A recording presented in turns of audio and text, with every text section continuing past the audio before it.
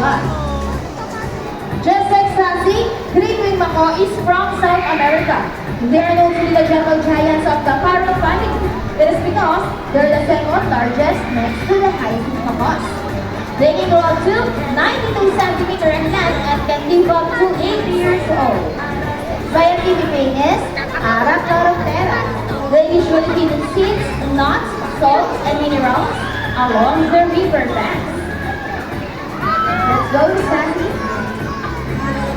Okay, 7 to the last shape.